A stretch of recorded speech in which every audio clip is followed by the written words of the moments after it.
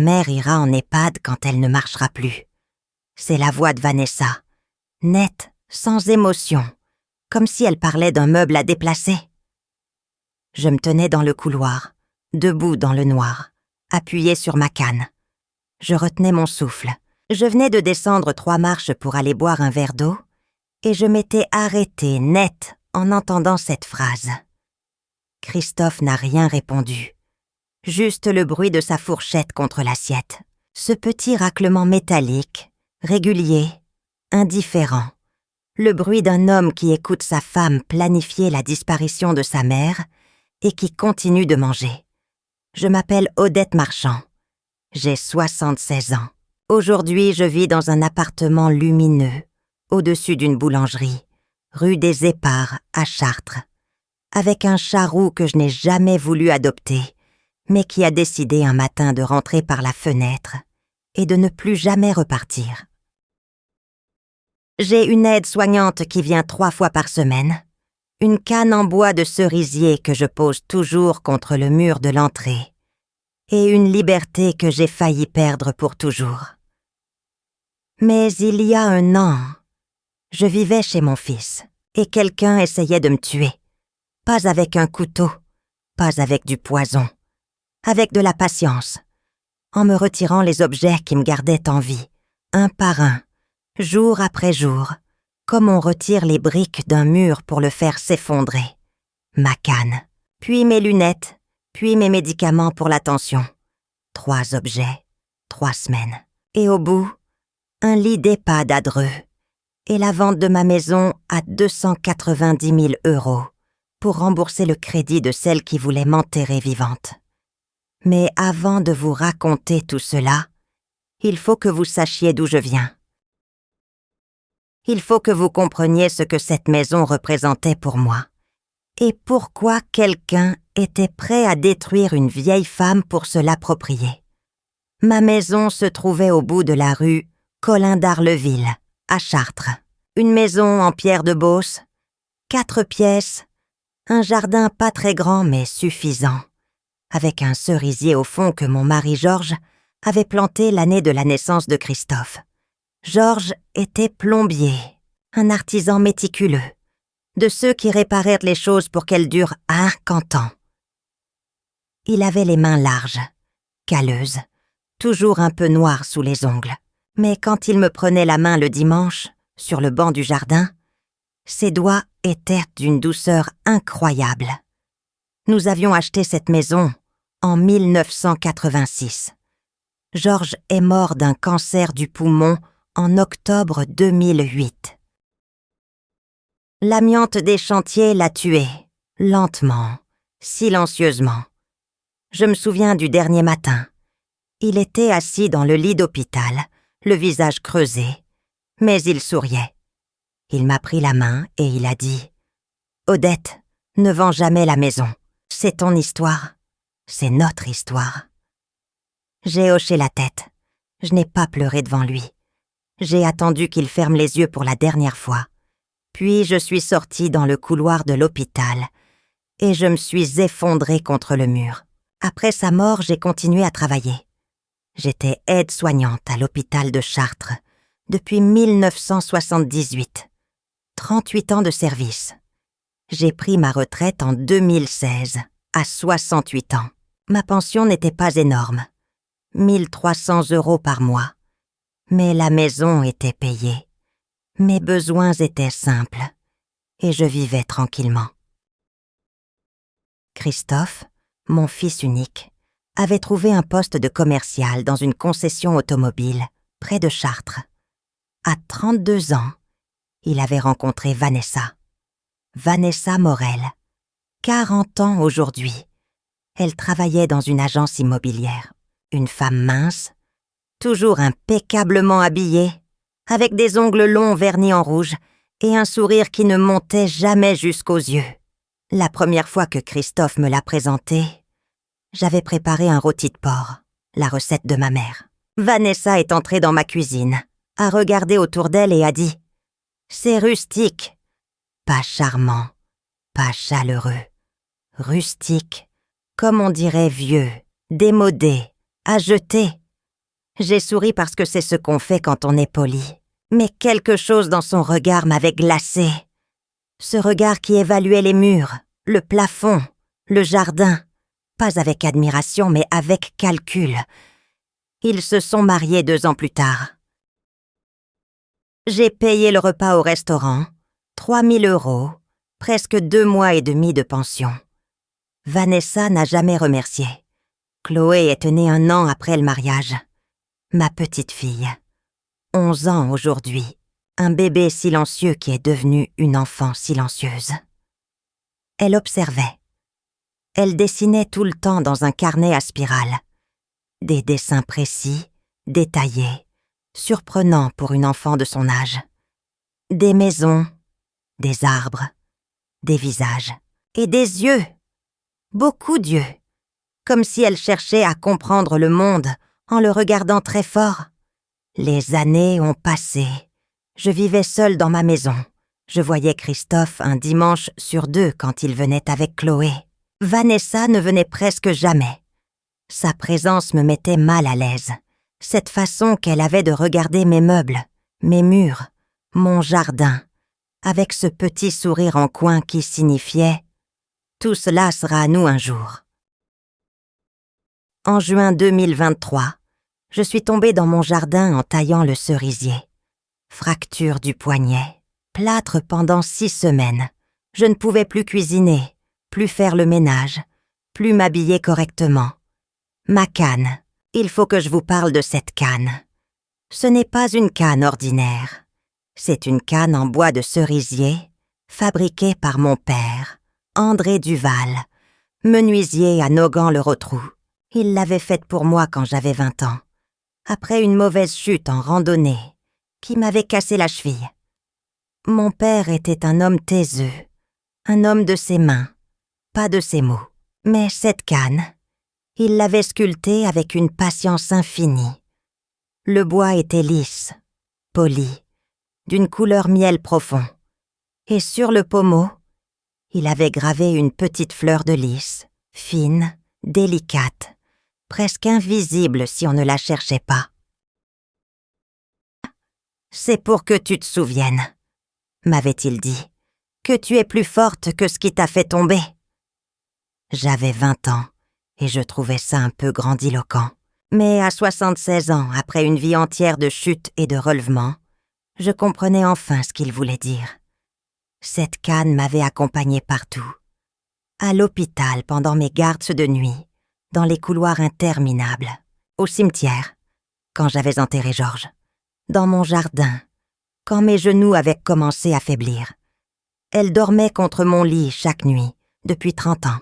Je la touchais le matin en me levant, comme un talisman, comme une prière silencieuse. Quand Christophe a appris pour ma fracture, il est venu le soir même. Il était inquiet, sincèrement inquiet. « Maman, tu ne peux pas rester seule ici avec un bras cassé. Viens chez nous. On a la chambre d'amis, le temps que tu guérisses. » Vanessa était avec lui. Elle souriait, ce sourire large qui ne montait pas aux yeux. « Bien sûr, Odette, vous serez très bien chez nous. On s'occupera de tout. » J'ai hésité. Quelque chose en moi résistait. Un instinct, une intuition. L'empressement de Vanessa me semblait excessif, presque suspect. Mais Christophe insistait, et je ne voulais pas le blesser. J'ai dit oui. Le lendemain, j'ai fermé ma maison. J'ai vérifié chaque fenêtre, chaque volet. J'ai coupé l'eau, débranché les appareils. J'ai touché le mur du salon, cette pierre froide et rugueuse que je connaissais par cœur, et j'ai murmuré « Je reviendrai ». Puis j'ai glissé les clés dans la poche de mon gilet, à côté de mon mouchoir, et je suis montée dans la voiture de Christophe. Parfois, on fait confiance à ceux qui ne la méritent pas. Et vous, avez-vous déjà été déçu par quelqu'un que vous aimiez? Racontez-moi votre histoire dans les commentaires, j'aimerais vous lire. Christophe et Vanessa vivaient dans un pavillon à Mainvilliers, en banlieue de Chartres. Une maison récente, carrée, sans charme. À l'intérieur, Tout était neuf, propre, froid. Des meubles modernes, gris et blancs. Pas un livre sur les étagères. Vanessa avait horreur du désordre, du vieux, de tout ce qui portait la marque du temps. Et moi, j'étais l'incarnation de tout ce qu'elle détestait. La chambre d'amis était au premier étage. 14 marches. J'ai demandé à Christophe s'il était possible de m'installer au rez-de-chaussée. Vanessa a répondu avant lui. « Oh non, le rez-de-chaussée, c'est le salon et le bureau de Christophe. Vous serez mieux en haut. C'est plus calme. » 14 marches, avec une canne, à 76 ans. Les premiers jours ont été étranges. Vanessa était aimable, presque chaleureuse. Elle me montait le petit déjeuner au lit. Elle me demandait comment j'allais. Elle souriait, mais derrière ce sourire, il y avait quelque chose de dur, de vigilant, comme un chat qui surveille une souris avant de bondir. Je me disais que j'étais injuste, que je me faisais des idées, que c'était ma belle-fille, et qu'elle faisait de son mieux. Mais mon instinct d'aide-soignante, 38 ans à observer les visages, les gestes, les silences, me disait le contraire. Le premier soir, Chloé est venue dans ma chambre. Elle avait son carnet de dessin sous le bras. Elle s'est assise sur le bord de mon lit, les jambes pendantes, et m'a regardée, avec ses grands yeux graves. « Mamie, tu restes pour toujours ?» J'ai souri. « Non, ma puce. Juste quelque temps, le temps que mon poignet guérisse. » Elle a hoché la tête, puis elle a dit, d'une voix neutre, comme si elle énonçait un fait météorologique. « Tant mieux. Maman dit que ta chambre va devenir son dressing. » Mon cœur s'est serré. Je n'ai rien répondu. Chloé a ouvert son carnet et s'est mise à dessiner en silence. Elle dessinait une maison avec un grand arbre devant. Ma maison. Mon cerisier. Les semaines ont passé. Mon poignet guérissait lentement. Le plâtre a été retiré au bout de 6 semaines. Mais mon poignet restait faible, raide. Le médecin m'avait prescrit de la rééducation. Vanessa s'était proposée pour m'accompagner aux séances de kinésithérapie.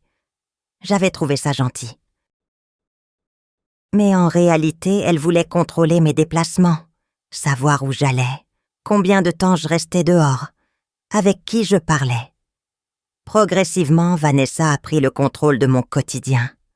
Heures de repas imposées, cuisine interdite. Vous pourriez vous brûler. Télévision éteinte à 21h. Mon courrier trié par Vanessa, avant de m'être remis. Les factures de ma maison de Chartres passaient par ses mains. Christophe travaillait beaucoup. Je le voyais 21 minutes par jour. Quand j'essayais de lui parler de mes inquiétudes, il était toujours pressé. « Maman, tout va bien. Vanessa s'occupe de toi. Laisse-toi faire. » Se laisser faire, c'est exactement ce qu'elle voulait. Je me sentais rétrécir. Moi qui avais soigné des patients pendant 38 ans, j'étais maintenant traitée comme une patiente sénile. Ma vie entière tenait dans une valise et une canne en bois de cerisier. Un soir de la 5e semaine, je suis descendue pour dîner. Il était 18h45. J'étais en avance. Je descendais les marches lentement, une main sur la rampe, l'autre sur ma canne. À mi-chemin, j'ai entendu des voix dans la cuisine. Vanessa et Christophe. Je me suis arrêtée. Pas pour espionner, pour reprendre mon souffle. Mais les mots sont montés jusqu'à moi, clairs, précis, terribles. La voix de Vanessa. « Ta mère ira en EHPAD quand elle ne marchera plus. J'ai déjà repéré un établissement à Dreux. 2100 € par mois. Sa pension couvre presque tout. » Silence. Puis la voix de Christophe, basse, prudente. « Et la maison ?» Vanessa. « On la vend. Avec 290 000 €, on rembourse le crédit et on refait la terrasse. On pourra même changer la voiture. » Silence encore. Plus long. Puis Christophe. « Elle ne voudra jamais. Et Vanessa, d'une voix froide, méthodique, comme quelqu'un qui a déjà tout calculé. Elle n'aura pas le choix si elle ne peut plus marcher. Je suis restée figée dans l'escalier. Ma main serrait la canne si fort que mes jointures étaient blanches. Ma belle-fille venait de dire, calmement, devant mon fils, qu'elle allait me rendre incapable de marcher pour me placer en maison de retraite et vendre ma maison. Et mon fils avait répondu par un silence qui ressemblait à un accord. Je suis remontée dans ma chambre. J'ai posé ma canne contre la table de nuit. J'ai touché la fleur de lys. « Papa », ai-je murmuré, « qu'est-ce que je fais maintenant ?» Cette nuit-là, je n'ai pas dormi. Et dans ma tête, une seule phrase tournait en boucle. Elle n'aura pas le choix si elle ne peut plus marcher. Le lendemain matin, je me suis réveillée à 6 heures, par habitude. 38 ans de réveil à 5 heures du matin, ça laisse des traces. J'ai ouvert les yeux. J'ai cherché ma canne à tâtons, comme je le faisais chaque matin depuis 30 ans. Ma main a trouvé le vide. La canne n'était plus là. Je me suis redressée dans le lit. J'ai regardé autour de moi. La chambre était petite. Il n'y avait pas beaucoup d'endroits où une canne pouvait se cacher. Contre le mur, rien. Derrière la porte, rien. Sous le lit, rien. Ma canne avait disparu. J'ai senti une sueur froide couler le long de mon dos. J'ai essayé de me lever sans la canne. Mes jambes étaient raides le matin. C'est normal à 76 ans. Mon genou gauche craquait. Ma hanche droite me faisait mal. Sans la canne, chaque pas était une négociation avec la douleur. Je me suis accrochée au mur pour atteindre la porte. J'ai appelé « Christophe ? Vanessa ?» Des pas dans l'escalier. Vanessa est apparue, souriante, fraîche, maquillée. « Bonjour Odette, bien dormi ? Ma canne, elle n'est plus là. Votre canne, vous l'avez sûrement oubliée en bas. Attendez, je vais chercher. » Elle est redescendue. J'ai attendu. 10 minutes. Un temps anormalement long pour aller chercher une canne dans une maison de 4 pièces. Puis elle est remontée, la canne à la main. Elle était dans le jardin. Vous l'avez laissée dehors hier soir quand vous êtes allé prendre l'air. Je n'étais pas allée dans le jardin hier soir. Je n'étais pas descendue du tout après le dîner. J'étais montée directement dans ma chambre, après avoir entendu la conversation. Je le savais. Et elle savait que je le savais. Mais elle me regardait avec ce sourire qui ne montait pas aux yeux. Et elle me tendait la canne comme on tend un os à un chien. J'ai pris la canne. J'ai touché la fleur de lys. Elle était froide, plus froide que d'habitude, comme si elle avait passé la nuit dehors, ou dans un garage. « Merci », ai-je dit. « De rien, Odette. Faites attention la prochaine fois. À votre âge, il ne faut pas laisser traîner vos affaires. À votre âge, 3 mots. 3 mots qui contenaient tout le mépris du monde. La semaine suivante, mes lunettes ont disparu. Je portais des lunettes à double foyer depuis 10 ans. Sans elles, le monde devenait flou, comme vu à travers un verre dépoli. Les marches de l'escalier se transformaient en une masse indistincte, où je ne voyais plus les bords. Les mots sur les boîtes de médicaments devenaient illisibles. Les visages perdèrent leur contour. Ce matin-là, je me suis réveillée et mes lunettes n'étaient plus sur la table de nuit. J'ai cherché partout, à 4 pattes sur le sol, les mains tâtonnant dans le flou. Rien. J'ai appelé Vanessa. Elle est venue. Toujours ce même sourire. « Vos lunettes, vous les avez peut-être posées dans la salle de bain ou dans le salon. Vous savez, à votre âge, la mémoire joue des tours. » Elle a cherché ou fait semblant de chercher pendant 20 minutes. Les lunettes sont restées introuvables. Vanessa a soupiré avec une compassion parfaitement simulée. Il faudrait peut-être consulter un ophtalmologue. La vue baisse vite après 70 ans. Et peut-être aussi en parler au médecin. Les pertes de mémoire, ça peut être un signe. Un signe de quoi? Elle n'a pas prononcé le mot. Elle n'en avait pas besoin. Le mot flottait dans l'air entre nous. Lourd, menaçant. Démence, sénilité. E-H-P-A-D. Sans lunettes, je trébuchais. 2 fois dans l'escalier en 3 jours. La première fois, je me suis rattrapée à la rampe. La deuxième fois, j'ai glissé sur 3 marches et j'ai atterri sur le palier du premier étage, avec un hématome au genou et une ecchymose violette au bras droit. Vanessa est accourue. « Oh mon Dieu! Odette! Vous êtes tombée encore !» Elle a sorti son téléphone. Elle a pris une photo de mon bras. « Pour le médecin !» a-t-elle dit, au cas où. Au cas où quoi? Au cas où elle aurait besoin de preuves que je ne pouvais plus vivre seule. 2 semaines après la disparition des lunettes, mes médicaments ont disparu. Je prenais de l'amlodipine, 10 mg, chaque matin depuis 9 ans.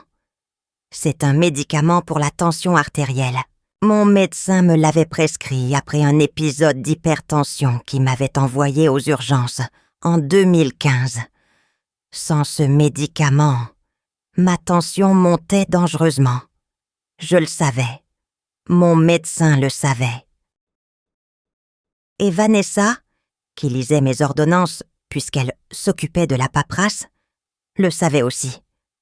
Ce matin-là, j'ai ouvert le tiroir de ma table de nuit où je rangeais la boîte. Le tiroir était vide. Pas seulement vide de la boîte de médicaments, complètement vide. Comme si quelqu'un avait tout nettoyé pendant la nuit. J'ai fouillé la chambre, la salle de bain. J'ai regardé sous le lit, derrière le radiateur. Rien. Je suis descendue, agrippée à la rampe, sans lunettes, sans canne. La canne avait encore disparu 2 jours plus tôt et n'avait pas été retrouvée cette fois. J'ai trouvé Vanessa dans la cuisine. Elle préparait le petit déjeuner de Chloé. Vanessa, mes médicaments, la boîte d'amlodipine. Elle n'est plus dans ma chambre. Vanessa n'a même pas levé les yeux. Vous avez dû les finir. Je regarderai si j'ai l'ordonnance et j'appellerai le médecin lundi. Mais on est mercredi. Je ne peux pas attendre lundi. C'est un médicament pour la tension. Odette, calmez-vous. Lundi, ce n'est que dans 5 jours. Ce n'est pas la fin du monde. 5 jours sans médicament pour la tension à 76 ans. Ce n'est pas la fin du monde. Pour Vanessa, non. Pour moi, c'était peut-être exactement ça. Lundi n'est pas venu. Enfin, le lundi est arrivé comme tous les lundis. Mais l'appel au médecin n'a pas eu lieu. Vanessa a dit qu'elle avait oublié. Puis mardi, elle a dit qu'elle n'avait pas trouvé l'ordonnance. Puis mercredi, elle a dit que le médecin n'avait pas de disponibilité avant la semaine suivante. Chaque jour, une excuse. Chaque jour, un mensonge. Et chaque jour, ma tension montait un peu plus. Les symptômes sont apparus au bout de 4 jours. Des vertiges d'abord, légers, comme un voile qui passe devant les yeux. Puis des maux de tête, sourds, persistants, qui ne cédèrent pas au paracétamol. Puis des bouffées de chaleur, des sueurs nocturnes, des palpitations. Mon corps me criait que quelque chose n'allait pas, mais sans lunettes, je ne pouvais pas lire les chiffres du tensiomètre que j'avais dans ma valise. Et sans canne, je ne pouvais pas sortir de la maison pour aller à la pharmacie. J'étais piégée, sans mes 3 objets, la canne, les lunettes, les médicaments. J'étais exactement ce que Vanessa voulait que je sois. Une vieille femme incapable, dépendante, fragile, prête pour l'EHPAD. Chaque chute était une preuve, chaque vertige était un argument. Chaque moment de confusion causé par la tension artérielle devenait, dans la bouche de Vanessa, un signe inquiétant. Un matin, alors que j'essayais de descendre l'escalier en me tenant au mur, J'ai perdu l'équilibre. Mes jambes se sont dérobées sous moi. J'ai glissé sur 5 marches et j'ai atterri au bas de l'escalier, le souffle coupé, le dos en feu. Vanessa est arrivée en courant. « Odette! Oh mon Dieu! Christophe, viens vite! Ta mère est tombée! » Elle s'est penchée vers moi. Son visage était inquiet, parfaitement inquiet. Mais ses yeux étaient calmes, froids, satisfaits, comme quelqu'un qui regarde un plan se dérouler exactement comme prévu. Christophe est arrivé, paniqué. « Maman, ça va? Tu t'es fait mal? »« Ça va, » ai-je murmuré. « Juste le dos. Aide-moi à me relever. » Il m'a aidé à me mettre debout. Mon dos me faisait un mal atroce, mais rien n'était cassé. Vanessa se tenait derrière lui, le téléphone à la main. Elle avait déjà pris une photo. « Il faut appeler le médecin, » a-t-elle dit à Christophe. « C'est la 3e chute en 2 semaines. » Ce n'est pas normal. Le médecin est venu 2 jours plus tard. Le docteur Morel, un homme d'une 50aine d'années, médecin de famille depuis 20 ans. Il m'a examiné dans la chambre. Tension artérielle, 18/11. Dangereusement élevée. Il a froncé les sourcils. « Madame Marchand, vous prenez bien vos médicaments ?» J'ai ouvert la bouche pour répondre.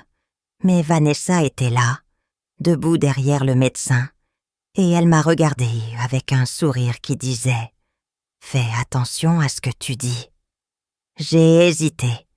J'aurais dû parler, j'aurais dû tout dire. Mais j'avais peur. Peur de quoi? Peur que personne ne me croie. Peur qu'on me prenne pour une vieille femme paranoïaque. Peur que Christophe choisisse sa femme plutôt que sa mère. J'ai dû oublier quelques jours, ai-je murmuré. Le docteur Morel a prescrit de nouveaux médicaments. Vanessa s'est proposée pour aller les chercher à la pharmacie. Elle y est allée le jour même. Elle m'a donné la boîte. Le soir, j'ai pris un comprimé. Le lendemain matin, j'en ai pris un autre. Mais quelque chose n'allait pas. Ma tension ne baissait pas. Les vertiges continuaient. Les maux de tête persistaient. C'est au bout de 3 jours que j'ai compris. En tâtonnant dans le flou, sans mes lunettes, j'ai réussi à approcher la boîte de médicaments très près de mes yeux. Les lettres étaient minuscules, mais en plissant fort, j'ai pu lire « Amlodipine 5 mg. Pas 10. 5, la moitié de ma dose. » Vanessa m'avait donné des comprimés moitié moins dosés. Assez pour que la tension reste haute, pas assez pour provoquer un AVC immédiat. Juste assez pour que je continue de tomber, de perdre l'équilibre, de sembler incapable. Une dose de survie, une dose de destruction lente. Je me souviens de ce moment avec une clarté absolue. J'étais assise sur le bord de mon lit, la boîte de médicaments dans une main tremblante, et j'ai compris que ma belle-fille ne se contentait pas de vouloir me placer en EHPAD. Elle était en train de me tuer, lentement, méthodiquement, proprement. Pas de couteau, pas de poison détectable. Juste l'absence de ce qui me maintenait en vie. Et c'est là, dans cette chambre de 12 mètres carrés, au premier étage d'une maison qui n'était pas la mienne, que quelque chose a changé en moi. La peur était toujours là, la douleur aussi, mais quelque chose d'autre est apparu. Quelque chose de dur, de tranchant, comme une lame qui se forge dans le feu. De la colère. Pas la colère bruyante, pas la colère qui crie et qui casse. La colère silencieuse, celle qui serre les dents et qui attend, celle qui observe, qui note, qui prépare. J'avais été aide-soignante pendant 38 ans. J'avais tenu la main de centaines de personnes en train de mourir. J'avais vu des familles se déchirer autour de lits d'hôpital, des enfants se battre pour l'héritage avant que le corps soit froid. J'avais vu la cruauté humaine dans toute sa nudité, mais je n'avais jamais pensé que je la verrais dirigée contre moi, par ma propre belle-fille, sous le toit de mon propre fils. Ce matin-là, j'ai pris une décision. Je n'allais pas me laisser faire. Je n'allais pas devenir cette vieille femme tremblante dans un lit de HPAD à Dreux, pendant que Vanessa vendait ma maison pour rembourser ses crédits.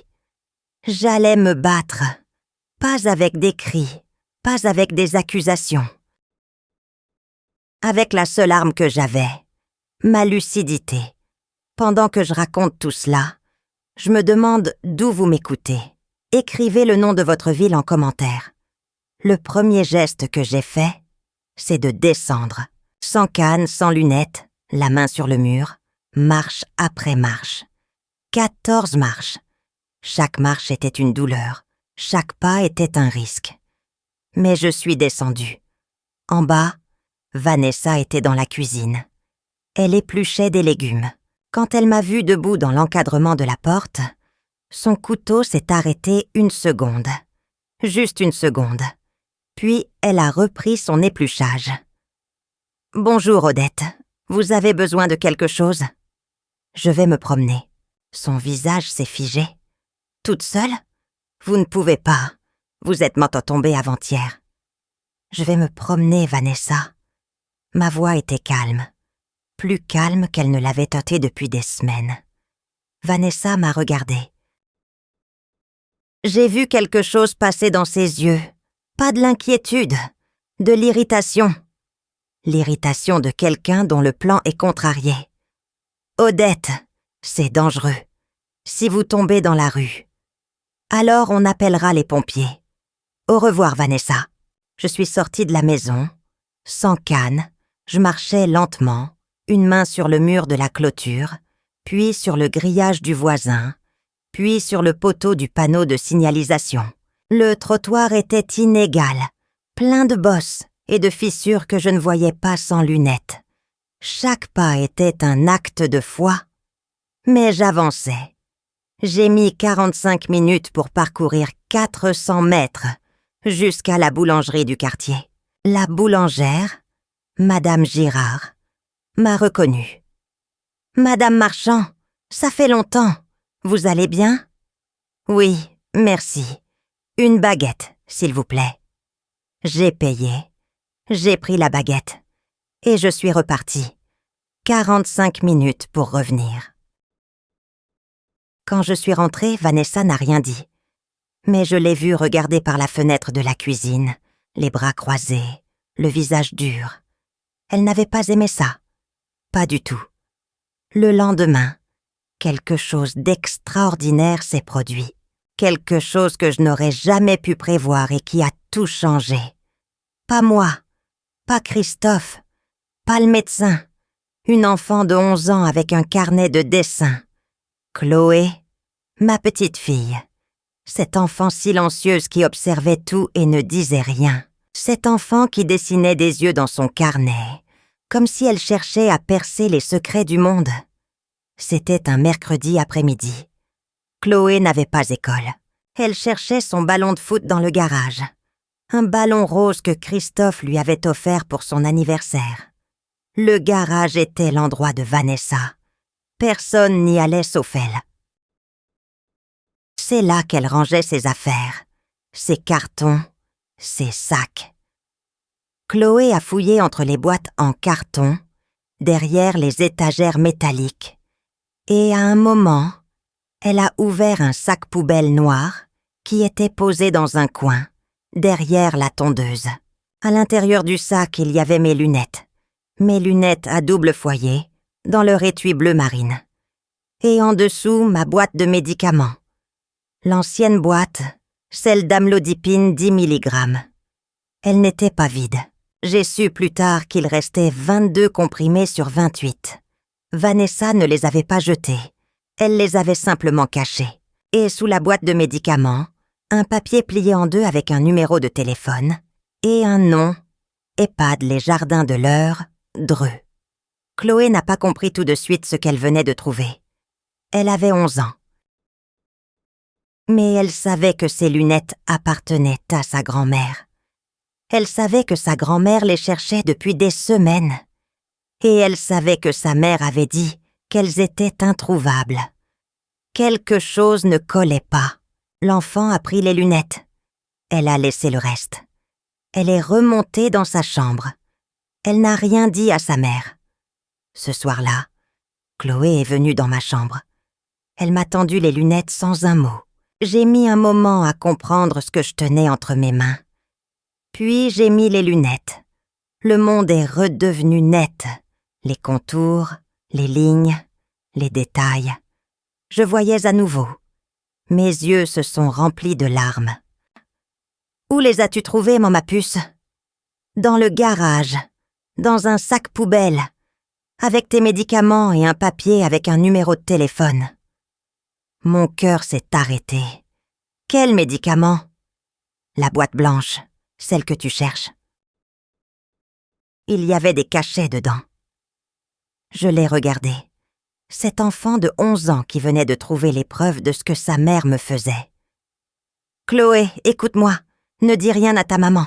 D'accord ?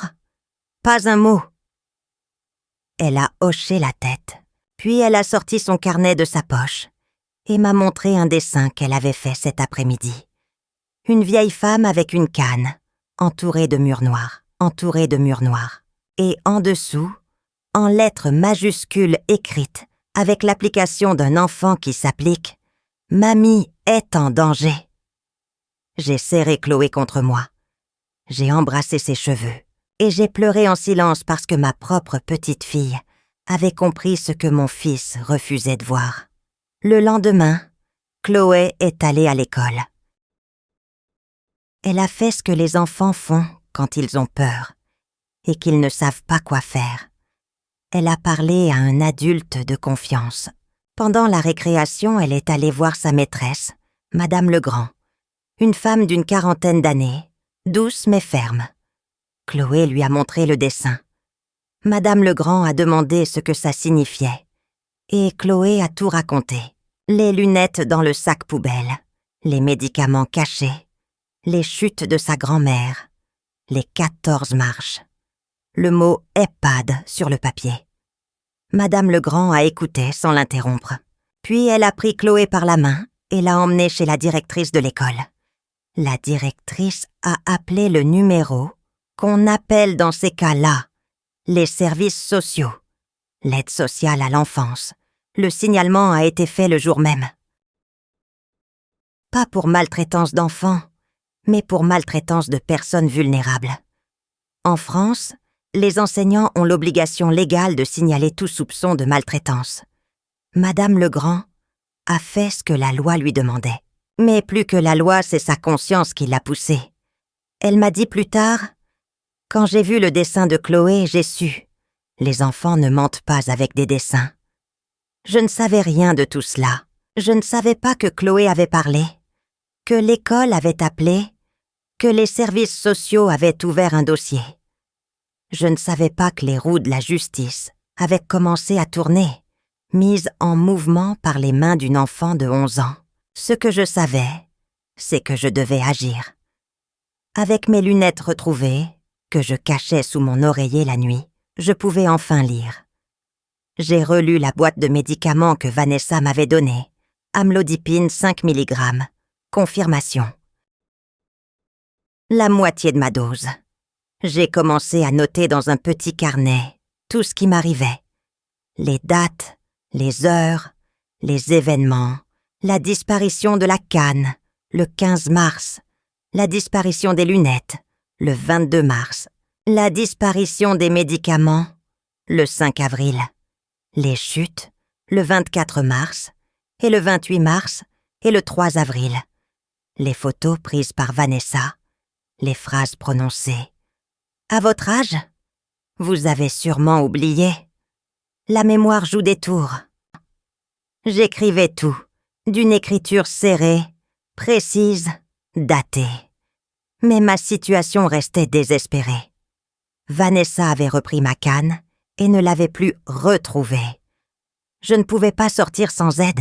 Mon téléphone portable était resté en bas. Dans le salon. Pour le recharger, avait dit Vanessa, et elle ne me l'avait jamais rendu. J'étais coupée du monde, isolée au premier étage d'une maison, où personne ne me défendait. Un soir, j'ai essayé de parler à Christophe. Il était seul dans le salon, Vanessa était montée coucher Chloé. Je suis descendue lentement, marche par marche, en me tenant au mur. Quand Christophe m'a vue, il a sursauté. « Maman, qu'est-ce que tu fais debout? Tu vas tomber. »« Christophe, il faut que je te parle. C'est important. » Il a soupiré. Il a éteint la télévision. « Je t'écoute. » Je me suis assise à côté de lui. J'ai pris une grande inspiration. Mes affaires disparaissent. Ma canne, mes lunettes, mes médicaments. Ce n'est pas moi qui les perds. Quelqu'un les prend. Il m'a regardée avec cet air que je redoutais. Cet air de patience condescendante qu'on réserve aux vieilles personnes qu'on ne prend plus au sérieux. « Maman, tu te fais des idées. Vanessa s'occupe très bien de toi. Elle veut me mettre en EHPAD pour vendre ma maison. Je les ai entendus, Christophe. Je l'ai entendu te le dire. » Son visage a changé. Pas de la surprise, de la gêne. L'expression d'un homme qui sait qu'on a découvert son secret. « Maman, arrête! Tu deviens parano. » C'est ça le problème. Tu vois du mal partout. Vanessa fait de son mieux. Elle fait de son mieux pour me rendre incapable. Tu vois, c'est exactement ce que je dis. C'est de la paranoïa. Peut-être qu'il faudrait en parler au médecin. Peut-être qu'il faudrait en parler au médecin. Encore un argument pour le dossier. La vieille mère est paranoïaque. La vieille mère accuse sa belle-fille. La vieille mère perd la tête. Christophe s'est levé. Il a rallumé la télévision. « Va te coucher, maman. Tu es fatiguée ?» Je suis restée assise un moment. J'ai regardé mon fils, cet homme de 45 ans que j'avais porté, nourri, élevé, pour qui j'avais travaillé des nuits entières à l'hôpital. Et j'ai vu un étranger lâche, qui avait choisi le confort de son mariage plutôt que la vie de sa mère. Je me suis levée. En passant devant lui, j'ai touché la poche de mon gilet. Les clés de ma maison étaient toujours là. Tant qu'elles seraient là, je n'avais pas tout perdu. Les jours suivants, Vanessa a accéléré. Elle sentait que quelque chose résistait en moi, et ça l'irritait. Elle a appelé le docteur Morel pour une nouvelle visite. Elle lui a décrit une femme en déclin rapide, confuse, agressive, incontinente. Le docteur Morel est revenu. Il m'a examinée. Ma tension était toujours très élevée. 17-10. Il était inquiet. « Madame Marchand, les médicaments ne fonctionnent pas. Il faut peut-être ajuster le traitement. Et je dois vous dire que votre belle-fille m'a fait part de préoccupations concernant votre mémoire, votre mobilité. » Derrière lui, Vanessa hochait la tête avec un air de mère courage dévouée. « Vous voyez, docteur, elle ne peut plus rester ici. C'est trop dangereux pour elle. Il faut envisager un environnement adapté. » Un environnement adapté, l'expression sanitaire pour dire. Une chambre de 10 mètres carrés dans un EHPAD, à 60 km de ma maison, avec une fenêtre qui donne sur un parking. Le docteur Morel m'a regardé. Il avait l'air sincèrement préoccupé. « Madame Marchand, qu'en pensez-vous » J'ai voulu crier. J'ai voulu lui dire. Mes lunettes étaient dans un sac poubelle dans le garage. Ma canne a disparu. Mes médicaments sont à moitié dosés. Ma belle-fille veut vendre ma maison. Mais Vanessa était là, debout derrière le médecin, et son regard me disait clairement « Si tu parles, personne ne te croira. Tu seras la vieille folle et tu finiras en EHPAD encore plus vite. » Alors j'ai baissé les yeux. « Je ne sais pas, docteur, je suis fatiguée. » Le médecin est parti en recommandant un suivi rapproché. Vanessa la raccompagnait jusqu'à la porte. J'ai entendu leur voix dans l'entrée. Le médecin: surveillez-la bien. Si la situation se dégrade, il faudra envisager un placement. Vanessa: je sais, docteur. On fera ce qu'il faut. Pour son bien. Pour son bien. 3 mots qui contenaient le plan le plus cruel que j'ai jamais vu. Mais Vanessa ne savait pas ce qui se tramait de l'autre côté. Elle ne savait pas qu'une enfant de 11 ans avait montré un dessin à sa maîtresse. Elle ne savait pas qu'un signalement avait été fait. Elle ne savait pas que les services sociaux avaient ouvert un dossier et qu'ils préparaient une visite. C'est arrivé un mardi matin, le 16 avril. Il était 10 heures. J'étais dans ma chambre, allongée sur le lit. Je n'avais pas la force de descendre. Ma tension était haute. Ma tête me faisait mal. Le monde était flou parce que je n'osais pas porter mes lunettes retrouvées, de peur que Vanessa les voie et comprenne que Chloé les avait trouvées. La sonnette a retenti. J'ai entendu Vanessa aller ouvrir. Puis des voix. 2 voix de femmes que je ne connaissais pas, et la voix de Vanessa, soudain tendue, aiguë, artificielle. « Oh, bonjour. Entrez, entrez. C'est un peu en désordre. Excusez-moi. » Puis des pas dans l'escalier. Quelqu'un est monté. La porte de ma chambre s'est ouverte. 2 femmes se tenaient devant moi. L'une d'elles, petite, la cinquantaine, avec des cheveux courts et des lunettes rondes, m'a souri. « Bonjour, Madame Marchand. Je suis Madame Faure, assistante sociale du département. Voici ma collègue, Madame Petit. Pouvons-nous vous parler ?» Mon cœur a bondi. Les services sociaux. Quelqu'un avait parlé. Elles se sont assises dans ma chambre. Madame Faure m'a expliqué qu'elles avaient reçu un signalement et qu'elles venaient vérifier ma situation. « Madame Marchand, pouvez-vous me raconter comment vous vivez ici? Comment se passent vos journées ?» J'ai regardé la porte. Elle était fermée. Vanessa était en bas. Et j'ai parlé. J'ai tout raconté. La phrase entendue dans le couloir.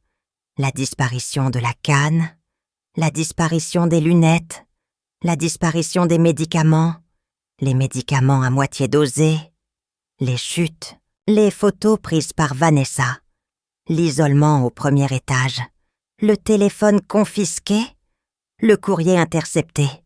Tout. Les mots sortaient de moi comme un torrent retenu trop longtemps derrière un barrage.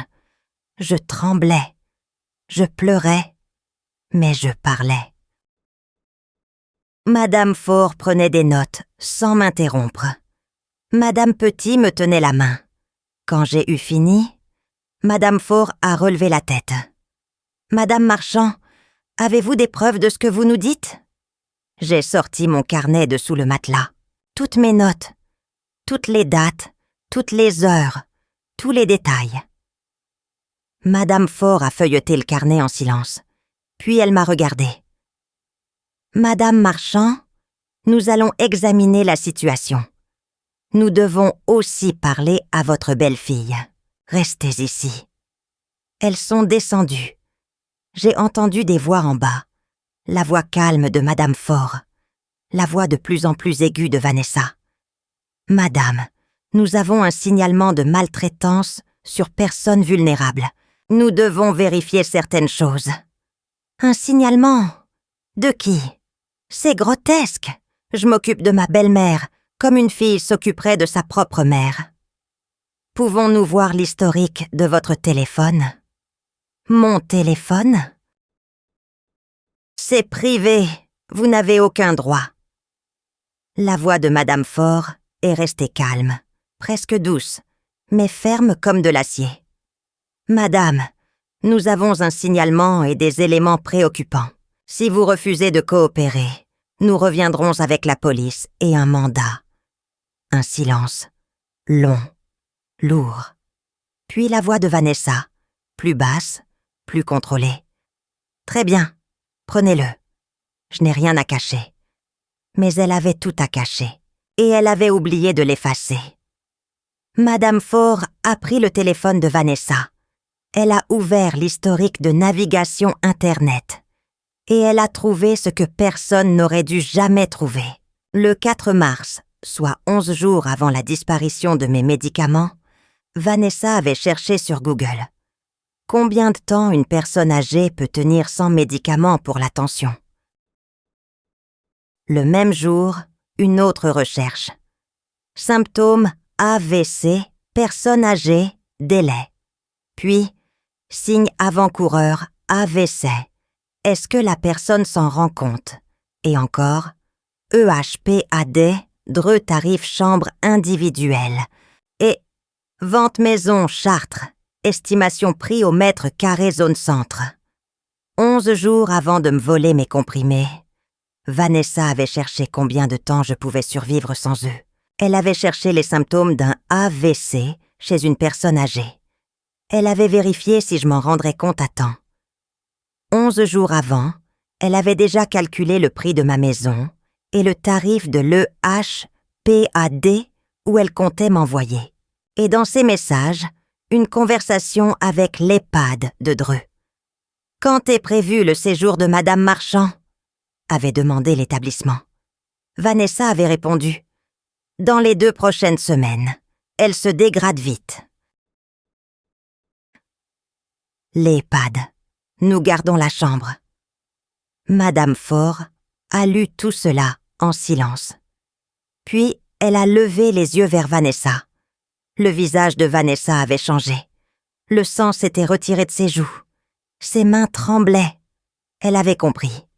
« Madame, » a dit Madame Faure d'une voix très calme, « nous allons devoir faire un rapport. » Vanessa a ouvert la bouche.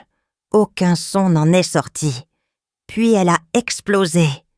Pas vers Madame Faure, vers moi, vers l'escalier, vers le premier étage où elle savait que je l'entendais. Cette vieille femme me rend la vie impossible depuis qu'elle est arrivée. Elle est ingrate, elle ment, elle manipule mon mari. C'est elle qui devrait être examinée, pas moi. Sa voix résonnait dans toute la maison. Vous ne voyez pas ce qu'elle fait? Elle joue la victime. Elle se laisse tomber exprès pour attirer la pitié. Puis un bruit de porte. Christophe venait de rentrer. Il avait entendu les cris depuis le garage. Il est entré dans le salon, le visage blanc. « Qu'est-ce qui se passe? Qui êtes-vous » Madame Faure s'est présentée. Elle lui a expliqué la situation.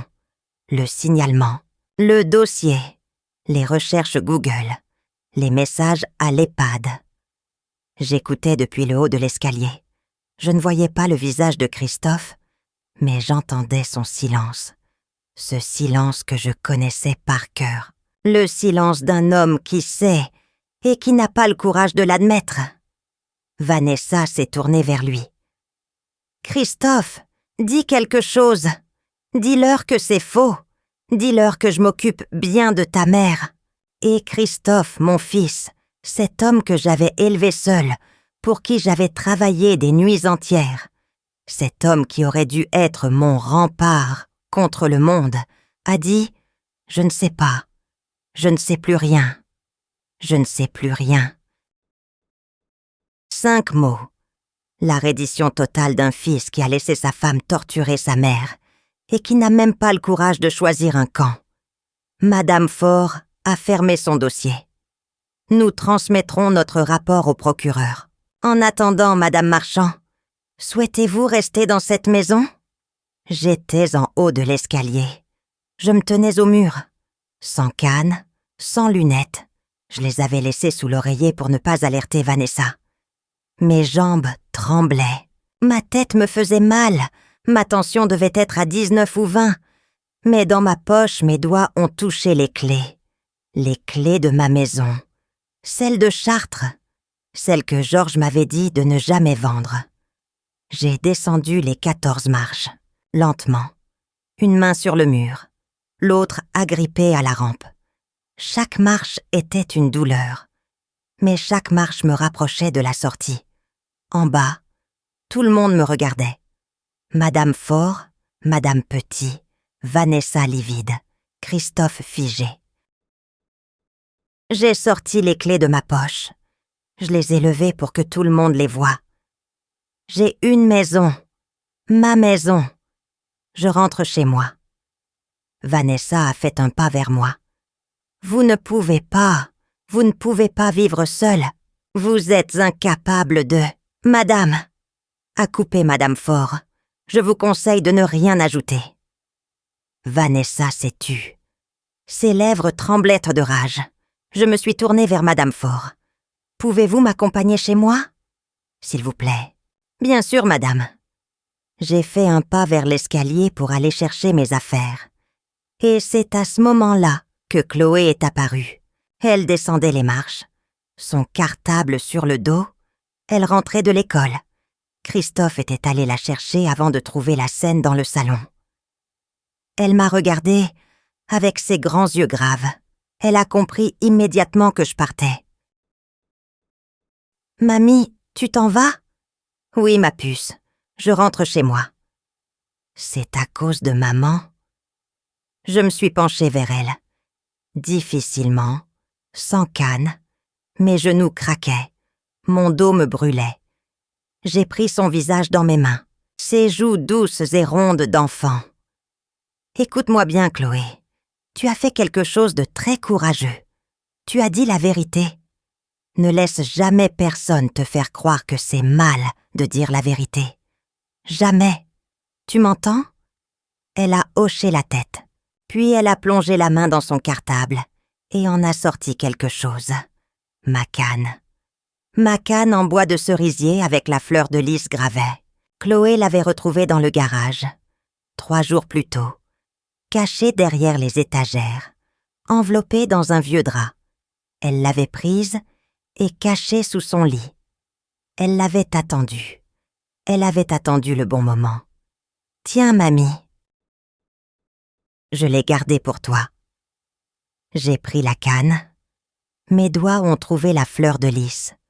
Le bois était chaud, vivant, familier. 56 ans que cette canne m'accompagnait. 56 ans que mon père me tenait par la main à travers ce morceau de bois de cerisier. J'ai serré la canne contre moi. Merci, mon cœur. Merci pour tout.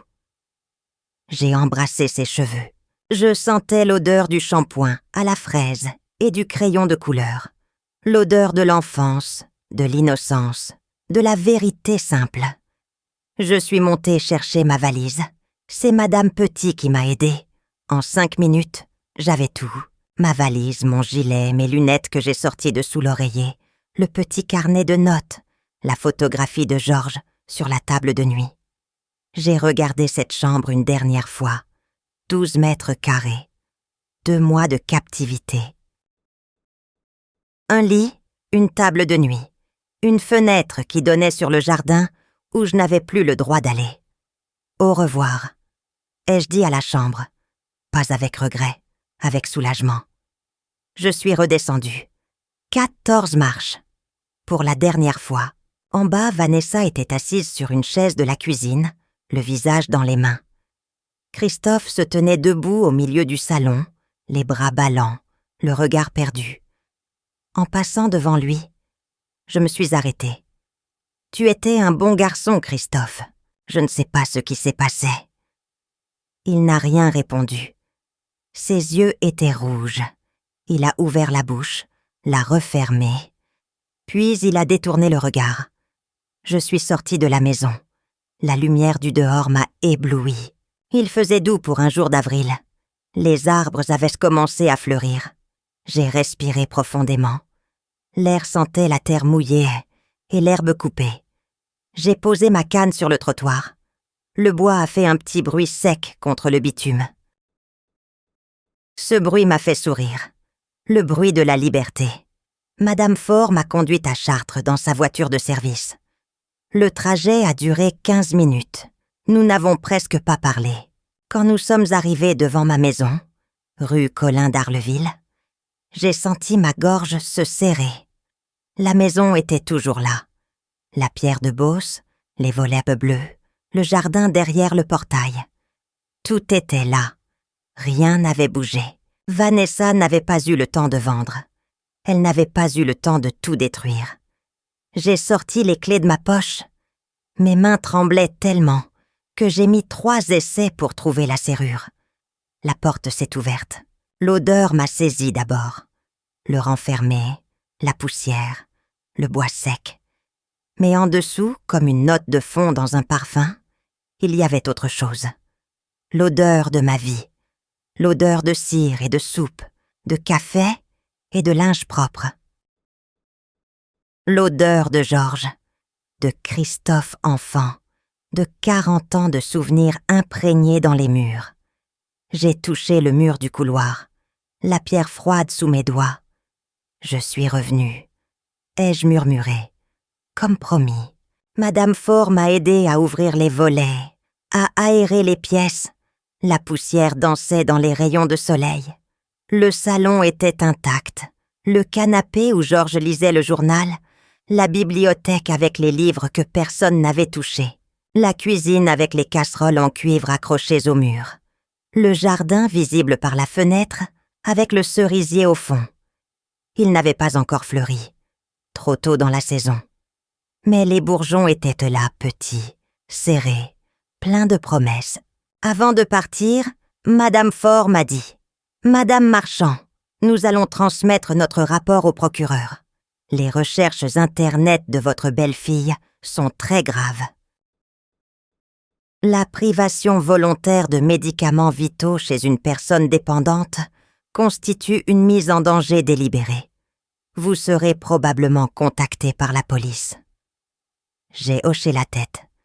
Et en attendant, vous n'êtes pas en sécurité toute seule ici. Je vais faire une demande d'aide à domicile en urgence. Quelqu'un viendra dès demain. Merci, Madame Faure. Elle m'a regardée avec un sourire.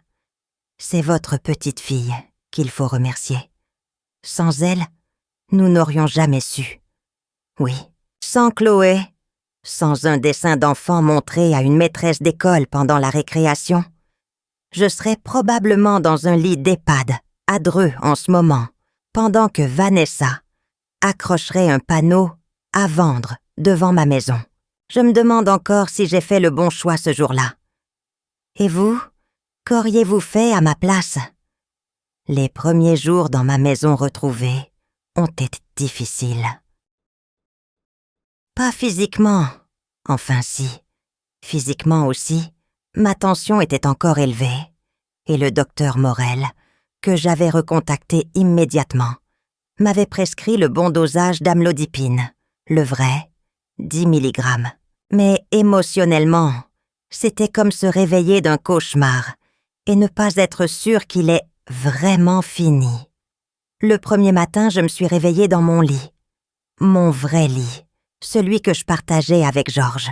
J'ai ouvert les yeux et j'ai vu le plafond de ma chambre avec cette petite fissure en forme de rivière que je connaissais par cœur. J'ai tourné la tête. Ma canne était là, contre la table de nuit. Mes lunettes étaient posées à côté du réveil. Ma boîte de médicaments, la bonne, était dans le tiroir. Tout était à sa place. Tout était comme avant. Et pourtant, rien n'était comme avant. L'aide-soignante est arrivée le 2e jour. Elle s'appelait Fatima. Une jeune femme d'une 30aine d'années, petite, ronde, avec un rire qui remplissait la pièce. Elle portait une blouse blanche qui me rappelait mes propres années d'hôpital. « Bonjour, Madame Marchand. Je suis Fatima. Je viens 3 fois par semaine. Lundi, mercredi, vendredi. Je vous aide pour le ménage, les courses et tout ce dont vous avez besoin. Merci, Fatima. Et si vous avez besoin de parler, je suis là pour ça aussi. Je suis pas psy, hein, mais j'ai 2 oreilles qui marchent très bien. » J'ai souri. Pour la première fois depuis des semaines, j'ai vraiment souri. Les jours ont passé. Ma tension s'est stabilisée. Mes forces sont revenues, lentement. J'ai fait installer une rampe dans l'entrée et un lit médicalisé au rez-de-chaussée, pour les jours où les escaliers seraient trop difficiles. Je marchais dans ma maison, d'une pièce à l'autre, touchant les murs, les meubles, les objets, comme pour vérifier qu'ils étaient réels. Je m'asseyais dans le jardin, sous le cerisier, ma canne posée contre la chaise, et je regardais les bourgeons grossir jour après jour. 2 semaines après mon retour, la police m'a contacté. Un commissaire de Chartres, Monsieur Bérard, un homme trapu avec une moustache grise et des yeux fatigués. Il est venu chez moi avec une jeune femme en civil, la lieutenant Nguyen. Ils m'ont posé des questions pendant 2 heures. J'ai tout raconté. Ils ont pris mon carnet de notes en photo. Ils m'ont montré des documents que les services sociaux leur avaient transmis. Les captures d'écran du téléphone de Vanessa, les recherches Google, les messages à l'hashpad. En voyant les dates imprimées noir sur blanc, j'ai senti un frisson me parcourir l'échine. Le 4 mars, 11 jours avant la disparition de mes médicaments. Combien de temps une personne âgée peut tenir sans médicaments pour la tension? Elle avait cherché ça. Elle avait tapé ces mots dans un moteur de recherche, calmement, méthodiquement, peut-être assise dans sa cuisine avec une tasse de café, pendant que j'étais à l'étage, sans me douter de rien. Symptômes AVC, personne âgée, délai. Elle voulait savoir combien de temps il faudrait pour que je fasse un AVC. Elle voulait savoir si ça serait rapide ou lent. Elle calculait. Le commissaire Bérard m'a regardé. « Madame Marchand, votre belle-fille a été convoquée. Elle sera entendue sous le régime de la garde à vue. Les faits que vous décrivez sont susceptibles de constituer une mise en danger délibérée de la vie d'une personne vulnérable. Article 223-3 et 223-4 du Code pénal. C'est un délit grave. » J'ai hoché la tête. Je ne ressentais pas de satisfaction, pas de triomphe, juste une immense fatigue et une tristesse profonde, lourde, comme un manteau mouillé qu'on ne peut pas enlever. Vanessa a été placée en garde à vue le 3 mai, 24 heures, au commissariat de Chartres. L'affaire a fait les titres de la presse locale. La République du Centre a publié un article en page 3. Chartres. Une belle fille, soupçonnée d'avoir privé sa belle-mère de médicaments vitaux pour la placer en HPAD et vendre sa maison. L'article détaillait le plan de Vanessa. La disparition des objets, les recherches Google, les messages à l'HPAD. Le crédit de 230 000 € que Vanessa et Christophe avaient été contractés pour l'achat d'une voiture neuve, un SUV à 75 000 € et des travaux de rénovation de leur pavillon. Un crédit que leurs revenus ne leur permettaient alors pas de rembourser confortablement. Un crédit qui nécessitait un apport supplémentaire. Mon apport. Ma maison. Mes 290 000 €. Quand j'ai lu cet article, assise à ma table de cuisine avec une tasse de thé, j'ai compris quelque chose que je n'avais pas voulu voir. Vanessa ne me détestait pas. C'était pire que ça. Je n'existais pas pour elle. J'étais un obstacle entre elle et l'argent, comme une porte fermée qu'il suffit d'ouvrir. Et ma vie, ma santé, ma dignité, tout cela n'avait aucune valeur dans son calcul. 0. Rien. Une variable à éliminer. Les semaines ont passé. Le printemps avançait. Le cerisier a fleuri. Un matin de mai, je me suis réveillée et j'ai vu par la fenêtre de ma chambre un nuage blanc et rose au fond du jardin. Les fleurs de cerisier, délicates, éphémères, d'une beauté à couper le souffle. Georges avait planté cet arbre l'année de la naissance de Christophe. 45 ans. Les racines avaient eu le temps de s'enfoncer profondément dans la terre de Beauce, de se nourrir de cette terre calcaire et généreuse. L'arbre était solide, fort, inébranlable, comme moi. Du moins, c'est ce que j'essayais de croire. Chloé venait me voir un mercredi sur 2. Christophe la déposait devant la maison, Mais il ne montait pas.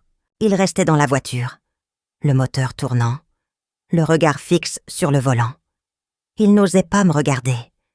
Il n'osait pas frapper à ma porte. Nous n'avions pas échangé un seul mot depuis le jour de mon départ.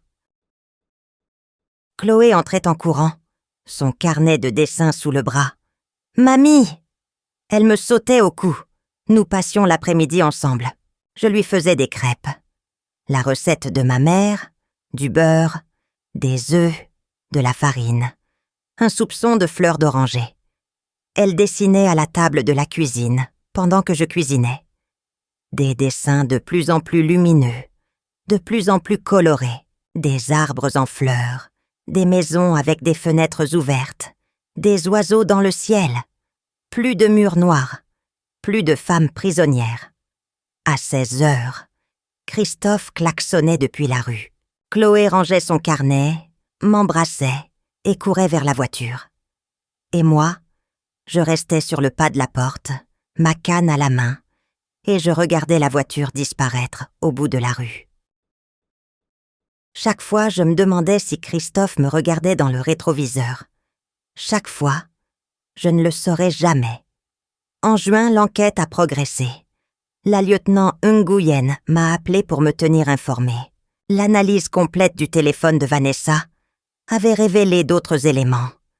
Des recherches sur le droit de tutelle des personnes âgées.